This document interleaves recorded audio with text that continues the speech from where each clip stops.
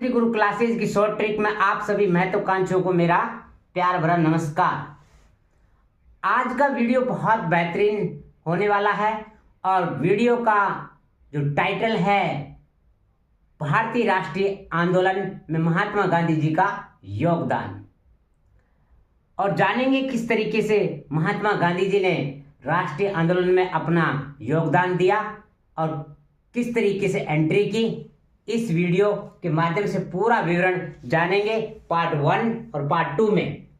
तो यहाँ पर पहले हम पार्ट 1 देखते हैं। तो भारतीय राष्ट्रीय आंदोलन में महात्मा गांधी तो क्या है शॉर्ट ट्रिक। चखे रोले जलिया खिला ऐसा चोर बार दो, चखे रोले जलिया खिला ऐसा चोर बार दो, स्वैसाला सदा गोगा गोला मार दो, स्वैसाला सदा गोगा गोला मार दो, सविनम्रता से मैक पुना छुआ गोला मार दो, विनम्रता से मैक पुना छुआ गोला मार दो, हर पाकिस्तानी व्यक्ति कृप से भारत छोड़ दो, हर पाकिस्तानी व्यक्ति कृप से भारत छोड़ दो। यहां सबसे पहले जयपुर चंपारण के बारे में बात करेंगे। इससे पहले कुछ बेसिक जान लेते हैं। महात्मा गांधी जी के राजनीतिक गुरु का नाम था गोपाल कृष्ण गोखले। 25 वर्षों में गांधी जी दक्षिण अफ्रीका से लौटे थे जब प्रथम विश्व युद्ध का दौर चल रहा था। गांधी जी ने सरकार की मदद करने पर केसर-ए-हिंद की उपाधि धारण की और युवाओं को भर्ती कराने के कारण भर्ती करने वाला एजेंट भी कहते हैं। गांधी जी ने भारत आने पर 1915 में अहमदाबाद के समीप साबरमती नदी के किनारे सत्याग्रह आश्रम की स्थापना की। इस तरीके से महात्मा गांधी की शुरुआत कैसे होती है। जयपुर चंपारण यानी चंपार बराबर बिहार बराबर राजकुमार और पहली बार और टैगार और नील खेती बेकार और 3 गठिया प्रथा। तो यहां पर बात करते हैं चंपारण किसान आंदोलन। चंपारण किसान आंदोलन 1917 में हुआ था बिहार में। बिहार के एक किसान थे जिसका नाम था राजकुमार। राजकुमार के निमंत्रण पर पहली बार महात्मा गांधी जी ने चंपारण किसान आंदोलन में भाग लिया और टैगोर जी ने इनको एक उपाधि दे दी, क्योंकि चंपारण किसान आंदोलन का सफल नेतृत्व करते हुए गांधी जी को महात्मा की उपाधि दे डाली। और जो चंपारण किसान आंदोलन होने का क्या कारण था, नील खेती करवाना किसानों से, उसके रोक लगाना था और 3 गठिया प्रथा को खत्म करना था। तो इस विद्रोह के कारण अंग्रेजों के द्वारा 3 गठिया प्रथा समाप्त कर दी गई थी, तो इसको खत्म करना था। तो ये था आपका चंपारण किसान आंदोलन। अब बात करते हैं अहमदाबाद। अहमदाबाद क्या है। अहमदाबाद मिल किसान आंदोलन हुआ। जो मजदूर थे उनकी मांग थी कि भाई हमारे को जो वेतन है बोनस से ज्यादा मिलना चाहिए, लेकिन सरकार जो देना चाहती थी 20% देना चाहती थी। लेकिन गांधी जी ने इसमें भाग लिया। अहमदाबाद वाले आंदोलन में भाग लेने के बाद में और 35% जो कर्मचारी थे उनको 35% बोनस दिलाया गया। और सर्वप्रथम भूख हड़ताल का आह्वान किस आंदोलन से किया, अहमदाबाद आंदोलन से किया था। सर्वप्रथम भूख हड़ताल कहां से शुरुआत की गांधी जी ने, अहमदाबाद आंदोलन से की। अहमदाबाद आंदोलन के और टोटल बताया जाए कि महात्मा गांधी 4 बार जेल गए। कितनी बार गए, 4 बार जेल गए। 1922 में गए, 1930 में गए और 1933 में गए और 1942 में गए। लगभग अपने जीवन में लगभग 7 वर्षों तक जेल में रहे गांधी जी। अब बात करते हैं आगे खेड़ा गुजरात। खेड़ा किसान आंदोलन, ये खेड़ा गुजरात में पड़ता है। खेड़ा गुजरात में पड़ता है। ये 22 मार्च 1918 को हुआ, लेकिन एक 12वीं की क्लास हिस्ट्री की आती है, उसमें 20 मार्च दे रखा है। तो एनसीईआरटी की किताब के हिसाब से माने तो 20 मार्च एकदम राइट आंसर है। तो यहां आंदोलन का क्या कारण था?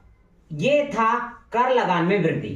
तो खेड़ा गुजरात का जो किसान आंदोलन हुआ वो क्या था? यानी कि लगान में वृद्धि करना। और गांधी जी ने प्रथम वास्तविक सत्याग्रह में भाग लिया था। गांधी जी ने प्रथम वास्तविक रूप से सत्याग्रह में कब भाग लिया? खेड़ा का गुजरात वाले में भाग लिया 1918 में। इसे कर नहीं आंदोलन भी कहते हैं। इसे कर नहीं आंदोलन भी कहते हैं। कौन सा? खेड़ा किसान आंदोलन को। अब बात करते हैं रोलेट। रोलेट एक्ट आया। कौन सा एक्ट आया? रोलेट जो एक्ट आया था वो बिना अपील, बिना वकील, बिना दलील का था। बिना वकील, बिना दलील और बिना अपील का था। ये कानून, इसको काला कानून भी कहा गया। रोलेट अधिनियम क्या था? इसके तहत किसी भी व्यक्ति को दोष साबित किए बिना जेल में बंद कर दिया करते थे। कोई दोष नहीं है फिर भी जेल में बंद करना, वो क्या था? रोलेट अधिनियम था। और इसे भारतीयों ने इसे काला कानून की संज्ञा दी। और गांधी जी ने 6 अप्रैल 1919 को संपूर्ण भारत में हड़ताल करने का आह्वान किया। और इसके विरुद्ध गांधी जी ने सत्याग्रह सभा की स्थापना की। और यह पहला राष्ट्रीय स्तरीय आंदोलन था जिसमें गांधी जी ने भाग लिया। पहला राष्ट्रीय स्तरीय आंदोलन, कौन से आंदोलन में भाग लिया? रोलेट एक्ट में भाग लिया। और यह पहली घटना थी जो गांधी जी को सहयोगी से असहयोगी और विरोधी बना दिया। गांधी जी को सहयोगी से असहयोगी बनाने वाली घटना कौन सी थी? रोलेट एक्ट था, रोलेट अधिनियम था। अब बात करते हैं जलिया।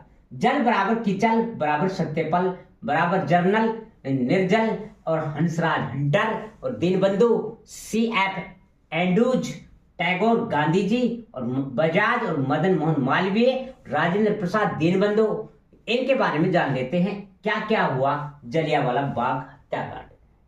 जलियांवाला बाग हत्याकांड 13 अप्रैल 1919 को हुआ अमृतसर, पंजाब में। और पंजाब के प्रिय नेता डॉक्टर किचलू और डॉक्टर सत्यपाल को गिरफ्तार कर लिया गया। किसको? किचलू और सत्यपाल को क्या कर लिया गया? गिरफ्तार कर लिया गया। और इनकी गिरफ्तारी के विरुद्ध शांतिपूर्ण सभा का आयोजन किया गया था। तब 13 अप्रैल 1919 को अमृतसर जलियांवाला बाग में अंग्रेज ओडायर ने बिना चेतावनी के गोली चलवा दी। ओडायर ने क्या कर दिया? बिना चेतावनी की गोली चलवा दिया। अब एक हंसराज था। हंसराज भारतीय व्यक्ति था जिसने अंग्रेजों की सहायता की। अंग्रेजों की सहायता करने वाले कौन थे? हंसराज था। और जलियांवाला बाग हत्याकांड की जांच के लिए एक हंटर आयोग का गठन किया गया। कौन सा आयोग का गठन किया गया? हंटर आयोग का गठन किया गया। और इस गठन को क्या कहा? इस हत्याकांड की जांच के लिए हंटर कमेटी का गठन किया गया। और इस कमेटी को गांधी जी ने पन्ने दर पन्ने निर्जल लज सरकारी लिपापोती की संज्ञा दी है। निर्जलज यानी कि लिपापोती की संज्ञा दी है। किसने कहा? महात्मा गांधी जी ने। अब यहां बात करते हैं कि दीनबंधु ने क्या कहा कि इस घटना ने गांधी जी के जीवन में परिवर्तन लाया। यानी कि इस घटना से गांधी जी के जीवन में परिवर्तन आया। ये किसने कहा? दीनबंधु ने कहा। क्या कहा? दीनबंधु ने। CF एंड्रूज और दीनबंधु ने एक बात और कही कि इस हत्याकांड को क्रूर हत्या कहा। क्रूर हत्या की श्रेणी दी गई। किसने? दीनबंधु और CF एंड्रूज ने दी। और टैगोर ने क्या किया? टैगोर के पास नाइट उपाधि थी और गांधी जी के पास केसर ए हिंद की उपाधि थी। और बजाज के पास राय बहादुर की उपाधि थी। जमनालाल बजाज के पास क्या थी? राय बहादुर की उपाधि थी। इस हत्याकांड के कारण ये तीनों ने अपनी उपाधियों को वापस अंग्रेजों को लौटा दी। मदन मोहन मालवीय, क्या था मदन मोहन मालवीय? यानी कि इस हत्याकांड हेतु मदन मोहन मालवीय की अध्यक्षता में एक समिति का गठन किया गया। भाई मदन मोहन मालवीय की अध्यक्षता में कमेटी का गठन किया गया और डॉक्टर राजेंद्र प्रसाद ने तो क्या कहा, इस हत्याकांड से अंग्रेजों की साम्राज्य की सारी कलाई खोल करके रख दी, अंग्रेजों की सारी कलाई को खोल करके रख दी। और दीनबंधु ने क्या कहा? दीनबंधु ने कहा इस घटना से गांधी जी के जीवन में परिवर्तन आया। और अखिल भारतीय खिलाफत क्या था? ये था यानी सितंबर 1919 में अखिल भारतीय खिलाफत कमेटी का गठन किया गया और दिल्ली 24 नवंबर 1919 को होने वाले खिलाफत कमेटी के सम्मेलन की अध्यक्षता गांधी जी को प्रदान की गई। भाई सम्मेलन की अध्यक्षता किसको प्रदान की गई? गांधी जी को प्रदान की गई थी। अब बात करते हैं खिलाफत, यानी कि खिलाफत आंदोलन क्या था। खिलाफत है उस समय यानी कि विश्व युद्ध का दौर चल रहा था। क्या चल रहा था? प्रथम विश्व युद्ध का दौर चल रहा था और ब्रिटेन एवं मित्र राष्ट्रों के द्वारा ओटोमन के सुल्तान व मुसलमानों के जो धार्मिक नेता खलीफा थे उनके अधिकार छीन लिए गए। उनके अधिकार, खलीफाओं के अधिकार छीन लिए गए। इसके मुख्य नेता कौन थे? अली बंधु मौलाना शौकत अली था। अली बंधु मौलाना शौकत अली और मौलाना मोहम्मद अली, ये इस आंदोलन के क्या थे? मुख्य नेता थे। और एकता के लिए गांधी जी और तिलक महोदय ने खिलाफत आंदोलन में मुस्लिम और हिंदू की एकता के लिए गांधी जी और तिलक ने समर्थन किया। अब बात करते हैं आगे 7 नंबर पर ऐसा का मतलब असहयोग आंदोलन। असहयोग आंदोलन का प्रस्ताव किसने रखा? प्रस्ताव रखा देश बंधु और सीआर दास ने। प्रस्ताव जो यानी कि प्रस्ताव रखा किसने? देश बंधु और सीआर दास ने। समर्थन असहयोग आंदोलन का किस व्यक्ति ने किया? लाला लाजपत राय ने। और असहयोग आंदोलन का प्रस्ताव कहां से पारित हुआ? नागपुर से। कहां से पारित हुआ? नागपुर से हुआ। और कांग्रेस कलकत्ता अधिवेशन हुआ था। कांग्रेस कलकत्ता अधिवेशन सितंबर 1920 में गांधी जी के नेतृत्व में कुछ मांगे रखी गई। गांधी जी के नेतृत्व में कुछ मांगे रखी गई। क्या मांगे रखी गई? रोलेक्ट जो अधिनियम है उसको वापस लिया जाए और जलियांवाला बाग जो हत्याकांड हुआ है इसमें सरकार माफी मांगे और खलीफा के जो अधिकार छीन लिए गए वो वापस लौटाए और भारतीय लोगों को स्वराज मिले। भारतीय लोगों को क्या मिले? स्वराज मिले। और क्या था?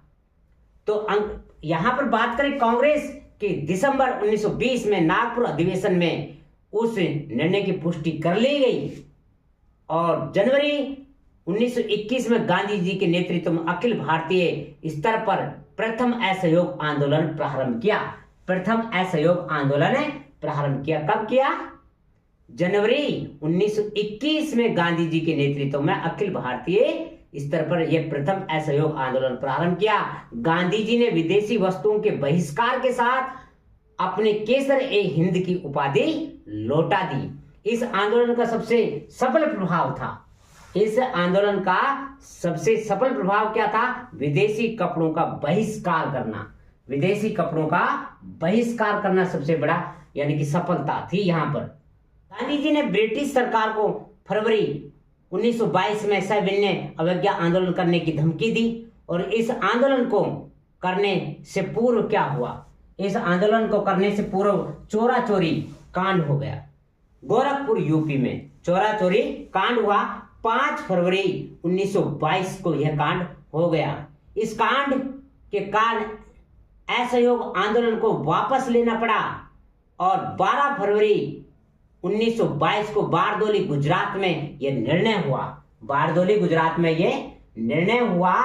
और इसको वापस लेना पड़ा इस निर्णय में। और असहयोग आंदोलन को सफल बताते हुए कोपलैंड ने लिखा, गांधी जी ने भारत के इतिहास का रुख बदल दिया। भारत के इतिहास का रुख बदल दिया। कोपलैंड ने लिखा, भारतीय इतिहास का रुख किस आंदोलन को वापस लेने से हुआ, वो है असहयोग आंदोलन। असहयोग आंदोलन के कारण से भारत का इतिहास का रुख ही बदल दिया और गांधी जी को क्या कर लिया गया, गिरफ्तार कर लिया गया।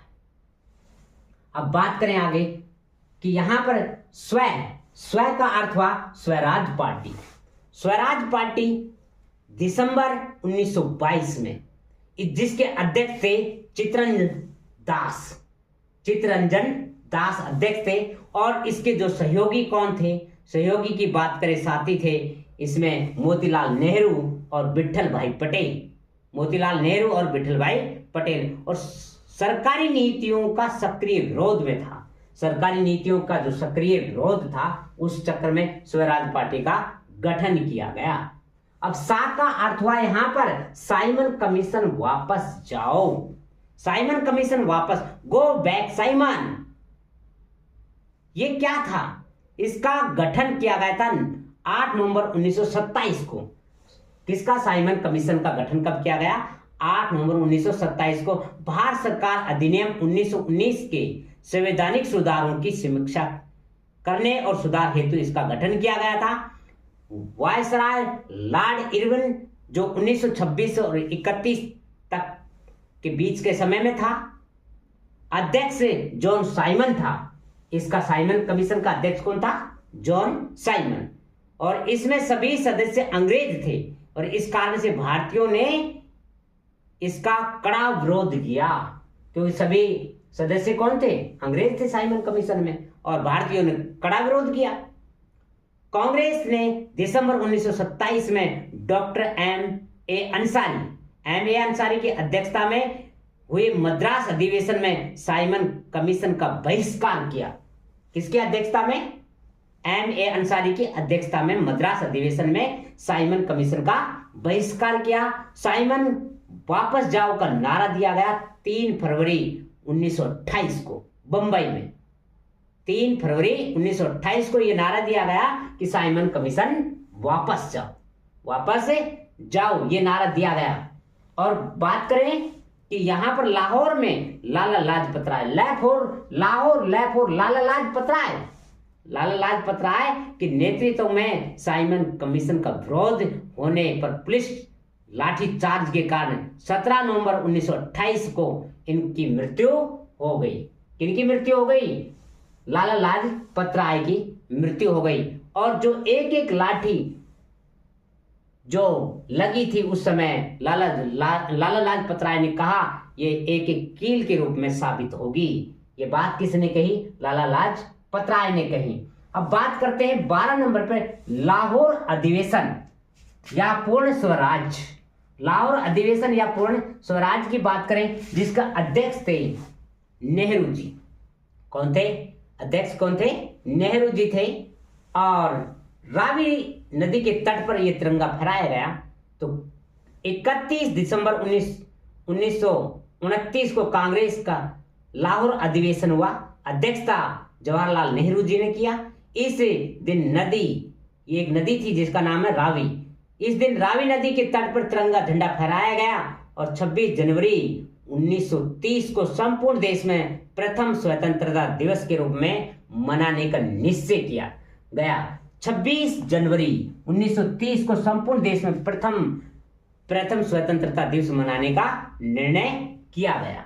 और इस अधिवेशन में देश में सविनय अवज्ञा आंदोलन प्रारंभ करने का निर्णय भी लिया गया। इसी अधिवेशन में, लाहौर अधिवेशन में ये क्या लिया गया कि सविनय अवज्ञा आंदोलन करने का निर्णय लिया गया।